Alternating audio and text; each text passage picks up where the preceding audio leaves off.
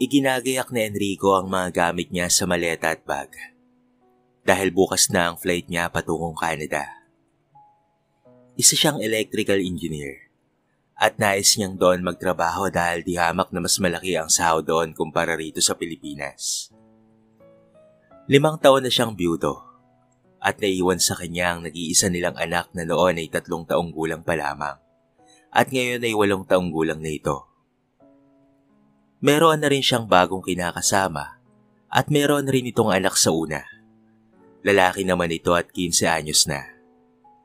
Mahal, ikaw na ang bahala sa mga bata ha. Mag-ingat kayo rito ha. Palagi akong tatawag at buwan-buwan akong magpapadala. Oo naman mahal, akong bahala sa mga bata. Hindi ko sila pababayaan. Kaya huwag kang mag-alala kay Ira ha.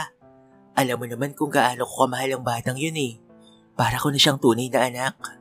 Salamat mahal. Hayaan mo, pagbalik ko, magpapakasal na tayo. Yan ang matagal ko nang hinihintay mahal. Nakangiting wika nito sa kanya at tumulong na sa pag-iempake. Panatag siyang iwan ang nag-iisa niyang anak kay Ivy. Dahil nakikita naman niya kung paano nito alagaan ang kanyang anak. 1 linggo na ang nakakalipas mula noong umalis siya. Araw-araw rin siyang tumatawag upang kamustahin ang mga ito. Para bang gusto na lamang niyang bumilis ang ikot ng oras upang makabalik na siya ng Pilipinas. Hindi kasi siya sanay na mawalay sa kanyang anak at ito ang unang beses na nagkahiwalay sila. Lumipas pa ang ilang linggo, naging madalang niya nang makausap si Ira at ang tanging sinasabi ni Ivy ay nagtatampo ito kung kaya't ayaw siyang makausap. Ngunit lingid sa kanyang kaalaman, ay may nangyayari ng hindi maganda sa kanyang anak. Dalian mong maglabar yan at marami ka pang lalabhan. Dalian mo ha, ang kupad-kupad mo. Utos ni Ivy sa kaawa-awang si Ira. 8 taon pa lamang ito, ngunit pinaglalaban niya. Pagod na po ako, tita. Hindi ko na po kaya. Damit niya naman po ito ni Kuya Carlo, hindi ba? Bakit hindi po kayo maglaba? Talagang sumasagot ka pa ha? Inuubos mo talaga ang pasensya ko. Sabay hatak niya sa mahabang buhok nito at inilublob sa batya na pinagbabanlawan ng mga damit. Halos mahirapan sa paghinga si Ira dahil sa ginagawa sa kanyang paglulubog ng kanyang tita Ivy rito. Paulit-ulit itong nagmamakaawa sa kanya na tigilan niya na ito, ngunit hindi pa siya nakontento. At pinagpapapalo niya pa ito. Tama na po, tita. Tama na po. Ayoko na po. Pagmamakaawa nito sa kanya. Ano, magtatanda ka na ba? Hindi mo na ako sasagot-sagutin ha? Baka nakakalimutan mo. Ako ang nag-aalaga sa'yo. Kahit hindi naman dapat, dahil hindi naman kita totoong anak. Kailangan ko lang magpanggap na gusto kita dahil kay Enrico. Tapusin mo lahat ng pinapalaba ko sa'yo ha? Kapag nagising ako na hindi ka pa rin tapos yan, malilintikan ka ulit sa akin. Aalis na sana siya. Ngunit muli siyang humarap kay Ira. At pinagbantaan niya ito na huwag magkakamaling magsumbong kay Enrico. Tumango naman ito sa kanya habang humihikbi at nagpupunas ng mga luha. Naiiwan nga si Ira at ipinagpatuloy ang pagbabrush ng mga damit. Hindi talaga siya pinagamit ng washing machine. Dahil gusto talaga siya nitong pahirapan. Hindi rin niya magawang magsumbong sa papa niya dahil lagi siyang pinagbabantaan ng madrasta niya. Pinapalabas pa nito na nagtatampo siya kahit ang totoo ay ayaw lang nito na magkausap silang mag-ama. Pinilit nga niyang tapusin ang paglalaba at isinampay na rin niya ito. Kahit pagod na siya, ay pinilit pa rin niyang tapusin. Gutom na rin siya kaya pumasok na siya sa loob upang magtungo sa kusina. Pagbukas niya ng rice cooker, ay wala na itong laman. Napahaplos na lamang siya sa kanyang tiyan. Binuksan niya ang ref at nagbabakasakaling may makain pa siya roon. Ngunit mga tubig lamang ang laman at ang tira nilang ulam noong gabi. Alam niyang nagpadala na ang papa niya, kaya't nagtataka siya kung bakit hindi man lamang naggrocery ang kanyang tita Ivy. Nakita naman niya sa sala si Carlo na abala sa pag-online games. Nilapitan niya ito at nanghingi ng barya para sana makabili ng tinapay sa tindahan. Wala akong pera. Kay mama ka manghingi. Hindi naman ako bibigyan ng mama mo eh. Bariya lang sana, Kuya Carlo. Nakukutom na po kasi ako. Wala nga akong pera. Ba't ba ang kulit-kulit mo? Doon ka na nga. Natatalo ako dahil sa'yo eh. Hindi na nga siya kumibo at tumalikod na lamang dito. Pumatak rin ang kanyang mga luha at mabilis niya naman itong pinunasan. Lumabas siya ng bahay at nagtungo sa tindahan. Mangungutang na lamang siya ng tinapay.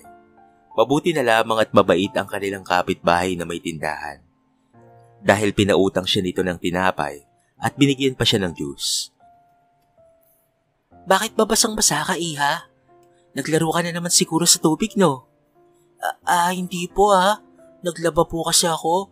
Marami po akong nilaban eh. Tugon niya rito, na ikinagulat naman ito. Ano ka mo? Naglalaba ka, Iha? Nasaan yung stepmother mo? Bakit hindi siya ang naglalaba? Magsusumbong na sana siya, ngunit naalala niya ang banta ni Ivy. Kung kahit sinabi na lamang niya kay Myla na masama ang pakaramdam ng kanyang madrasta. Kinagabihan ay nagpaalam sa kanya ang mag-ina na may pupuntahan lamang ang mga ito. Ngunit pasado 10:00 na ng gabi ay hindi pa rin umuwi ang mga ito.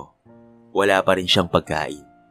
Hindi naman niya alam kung papaanong magsaing dahil hindi siya naturuan ng mga gawaing bahay. Wala siyang magawa kung hindi ang umiyak na lamang dahil sa gutom. Maya-maya lamang ay dumating na sina Ivy at Carlo. Masaya ang mga ito at maraming mga bitbit. Sumalubong siya upang tanungin kung may pagkain bang dala ang mga ito. Ngunit tila hindi siya narinig ng mga ito. Naupo sila sa sofa at pinag-uusapan ng mga pinanood sa sinehan. Napansin rin niyang nag-shopping ang mga ito. Ipinang-shopping niyo lang po ang ipinadala ni Papa ko. Ang sabi niya mag-grocery tayo, bumili ng kailangan sa bahay at bayaran po ang mga dapat na bayaran. Bigla namang tumayo si Ivy at bigla na lamang siyang sinampal. Hindi ba't sinabi ko na sa'yo na huwag mong kakwestiyonin ang mga ginagawa ko? Ako ang masusunod sa bahay nito dahil ako ang narito. Tama na yan, Ma. Baka mamaya magsumbong na yan kay Tito Enrico eh. Subukan lang niyang magsumbong. Puputulin ko talaga ang tila niya. Ang sama mo, tita. Ang sama niyong dalawa. Sigaw niya kung kahit muli na naman siyang sinampal ni Ivy. Pagkatapos ay binuhos pa sa ulo niya ang iniinom nitong milk tea. Masama pala ako Hayaan mo't may isasama pa yan. Maghintay ka lang. Pumasok ka na nga sa kwarto mo kung ayaw mong kalbuin pa kita. Umiiyak nga siyang bumalik sa kwarto niya at tiniis na lamang ang pagkalam ng kanyang sikmura. Maya-maya lamang ay nakita niyang may pumipihit ng doorknob. Sa takot niya ay nagsumiksik siya sa gilid ng cabinet. Dahil inalak niya yon, ay hindi yun mabuksan. Kaya't paulit-ulit na kumatok ito mula sa labas ng pinto. Ira, si Kuya Carlo mo to. Buksan mo yung pinto. Nang marinig niya yon, ay mabilis siyang lumapit sa pintuan at binuksan ito. Pasensya ka na kung natagalan Hinintay ko pa kasing makatulog si Mama eh. O eto pagkain. Umorder ako kanina ng spaghetti with chicken. Ang sabi ko kay Mama, para sa akin. Pero para sa'yo talaga to. Pasensya ka na sa pagsusungit ko sa'yo kanina Natatalo na kasi ako sa games eh. Sige na, kumain ka na. Saka wag ka na palang sumasagot kay Mama para hindi ka nasasaktan. Salamat Kuya Carlo. Buti ka pa mabait sa akin. Sige na, kainin mo na yan at baka magising pa si Mama. Tumango na lamang siya rito at muli niya nang isinara ang pinto. Lumipas pa ang ilang linggo at buwan. Mas tumindi pa ang pagmamaltrato sa kanya ni Ivy. Nakakausap niya ang kanyang ama, ngunit hindi pa rin niya magawang magsumbong dito dahil nakabantay sa kanya si Ivy. Pumapasok rin siya sa eskwelahan na hindi man lamang kumakain ng almusal. Nahihilo at nagdidilim ang paningin niya dahil sa gutom. Pero pinipilit pa rin niyang makapasok ng paaralan. Pag-uwi niya ng bahay, ay siya pa ang naglilinis nito, habang ang madrasta niya ay nakikipag-usap lamang sa telepono at kung sino-sino ang tinatawagan. Marami na ring nakakakita sa ginagawa sa kanya ng kanyang madrasta, kaya naman tinutulungan siya ng mga ito. Isumpong mo na kasi sa papa mo yung pagmamalupit sa niyang madrasta mo, Ira. Huwag kang matakot sa kanya. Sino ba siya para katakutan? Hindi na po. Ayos lang po ako, Ate Myla. Anong ayos? Tingnan mo nga ang braso mo. May mga pasaka. Saka pumapayat ka lalo. Kung ayaw mong magsumpong sa papa mo, ako lang magsusumbong. Hanapin ko ang Facebook account niya at sasabihin ko ang lahat ng ginagawa ng walang yamong madrasta. Hindi na nga lang siya kumibo at kinuha na lamang niya ang pinapabili sa kanya. Pag-uwi niya ng bahay, ay nakatikim na naman siya ng sabunot mula kay Ivy dahil natagalan siyang bumalik. Kung noon ay iniinda niya ito, ngunit ngayon ay parang nasanay na siya sa pananakit nito. Bakit ba ang tagal mo? Nakipagkismisan ka na naman ba sa chismosang kapitbahay natin? Na pati buhay ng ibang tao, pinapakialaman. Subukan mo lang talagang magsumbong doon. Talagang magsusumbong na po ako. Sigaw niya rito, sabay takbo sa labas. Sinubukan pa siyang habulin ni Ivy, ngunit hindi na siya nito hinabol pa dahil mabilis siyang nakatakbo. Kung saan-saan na siya nakapunta at hindi niya na alam kung papaanong makakabalik sa bahay nila. Ngunit kahit matandaan man niya, ay wala na siyang balak na bumalik pa dahil natitiyak niyang sasaktan siya ulit ng kanyang tita Ivy. Gabi na at maraming sasakyan sa kalsada. Gutom na rin siya. Ngunit wala siyang pera upang makabili ng pagkain o kahit tubig man lamang. Nakatanaw siya sa iyawan na malapit lamang sa kinatatayuan niya habang hawak-hawak ang kanyang tiyan at kumakalam ito. Naiinggit siya sa mga taong bumibili at kumakain. Bigla niya tuloy naalala ang papa niya, na tuwing naglilibot sila ay binibili siya ng lahat ng gusto niya. Kung alam lang niya na magiging impyerno ang buhay niya sa kanyang madrasta, ay hindi na lamang sana siya pumayag na maiwan sa pangangalaga nito. Sinubukan niyang lumapit sa babaeng bumibili at kinalabit niya ito. Isinahod rin niya ang palad niya, ngunit sinenyasan lamang siya nito na umalis. Kung kaya't lumipat na lamang siya sa ibang customer at kinalabit niya rin ito. Kuya, palimos po. Pangkain lang po sana. Aniya, at nilingon naman siya ng lalaki at tinignan ang kabuuan niya. Niloloko mo ba ako, Ineng? Sa itsura mong yan, hindi ka halatang pulubi. Umuwi ka na nga sa inyo, gabi na oh. Baka mapahama ka lang dito. Wala na po akong uuwian. Sige naman na, kuya. Bigyan niyo na po ako. Pahingi na po ako kahit konting barya lang po. Nagugutom na po kasi talaga ako eh. Sige na nga. Ano bang gusto mo dyan? Ituro mo lang at bibilhin ko. Pagkatapos mong kumain, umuwi ka na sa inyo ha. Hindi ako naniniwalang wala kang uuwian. Itinuro naman niya ang gusto niyang pagkain at binili nga iyon ng lalaki. Mabilis siyang nagpasalamat rito at umalis na.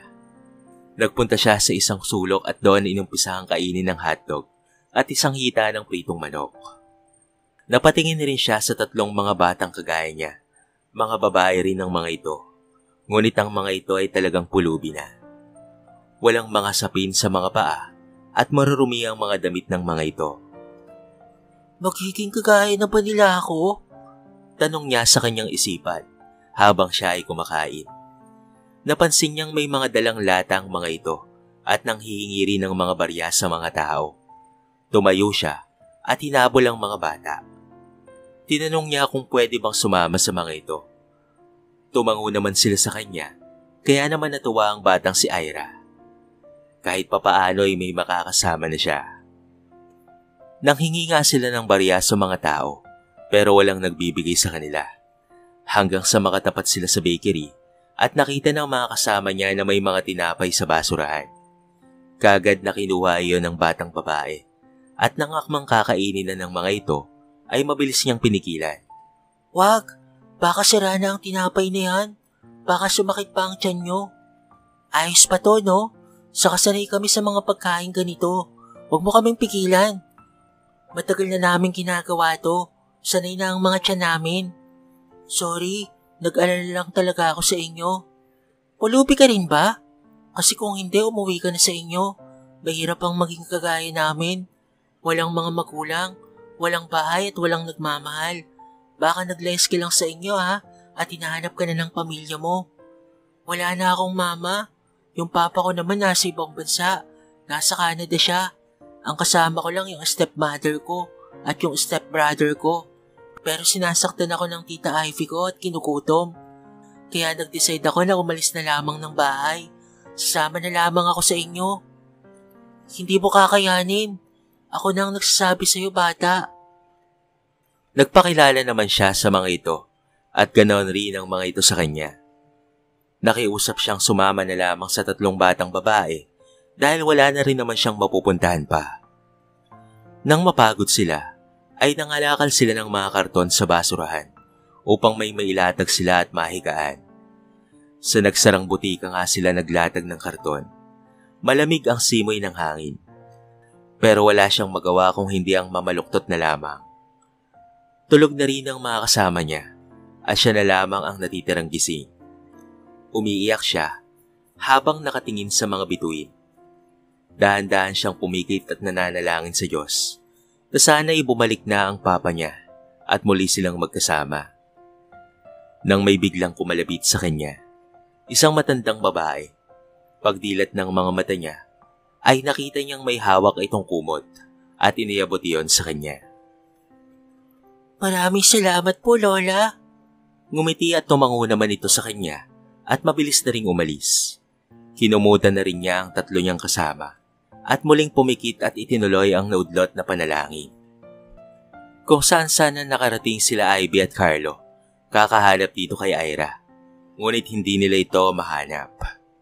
Saan na ba nagpunta ang puwisit na batang yon? Mabuti na lang talaga at nalusutan ko si Enrico. Ikaw naman po kasi, Mama. Lagi mo na lamang sinasaktan si Ira. Paano po yan? Ano nang gagawin natin? Paano kung may nangyari ng masama kay Ira? Tsaka kung magagalit sa atin ng sobra si Tito Enrico. Manahimik ka na nga lang dyan at hanapin na lamang natin ang puwisit na batang yon.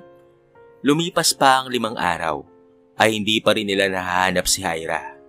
Labis na ang takot na nararamdaman ni Ivy, lalo na tuwing tumatawag si Enrico at hinahanap ang anak nito. Ang lagi na lamang niyang sinasabi ay tulog itong si Ira o hindi naman kaya ay ayaw makipag-usap. Kinahaponan ay muling tumawag si Enrico sa kanya. Halos hindi niya ito masagot dahil alam niyang si Ira na naman ang unang itatanong nito. Hello, mahal. Nasaan ba talaga ang anak ko, Ivy? Bakit may nagsabi sa akin na ilang araw na raw na hindi umuwi ang anak ko? Magsabi ka nga sa akin ng totoo. Nasaan si Ira? Mahal, kasi ang totoo niyan, naglaya si Ira. Naging pasaway siya. Hindi siya nakikinig sa akin at sinasagot-sagot niya ako ng pabalang.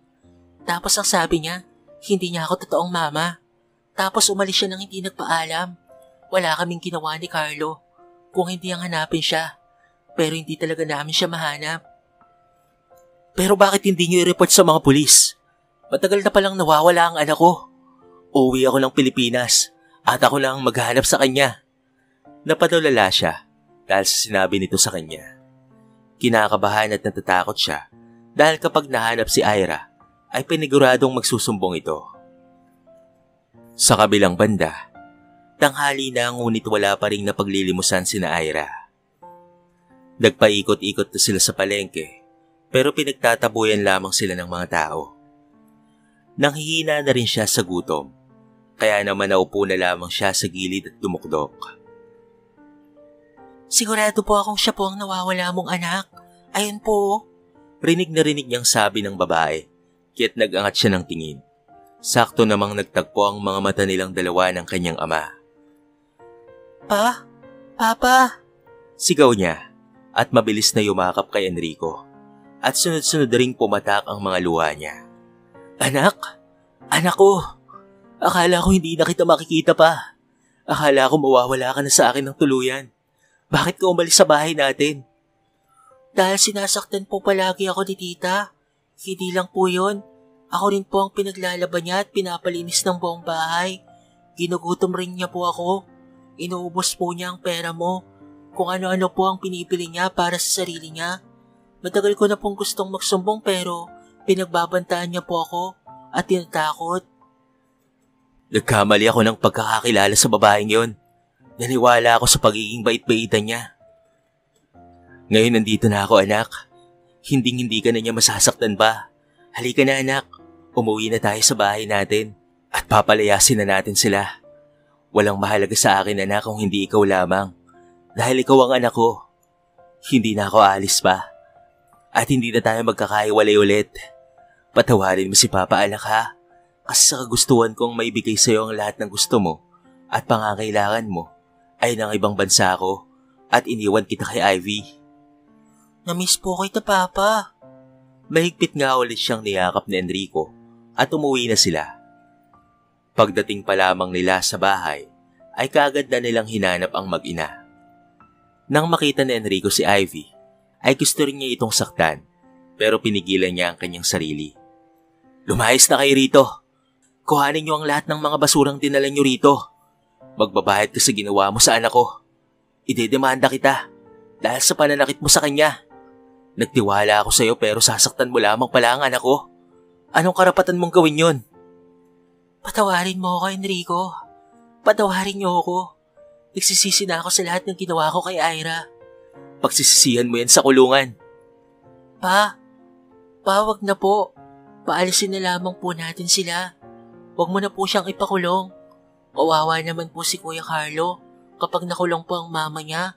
Ang importante po ay magkasama na po tayo ulit. Nakinig naman si Enrico sa pakiusap ni Ira. Hindi na nga niya ito sinampahan ng kaso. Pero binawi niya ang mga natirang pera na ipinadala niya. Labis ang pagsisisi niya dahil nagtiwala siya rito at inakalang ito na ang makakasama niya habang buhay. Sa pag-alis nga ng mag-ina, ay bumawi talaga si Enrico sa kanyang anak at sinabi niyang hindi na siya mag-aasawa ulit. Kung kagaya lang rin naman ni Ivy ang mapapangasawa niya. Sa ngayon, ay masaya at payapa ang pamumuhay nilang mag-ama at pilit na kinakalimutan ni Ira ang mga masasakit na nangyari sa buhay niya sa piling ni Ivy. Dito na po nagtatapos ang ating maiksing kwento sa araw na ito. Sana po ay nagustuhan nyo. Anong masasabi nyo sa ating kwento mga kabarangay? I-comment nyo naman sa baba ang inyong mga reaksyon at babasahin natin ang lahat ng yan. So paano kabarangay? Hanggang sa muli, thank you so much and peace out.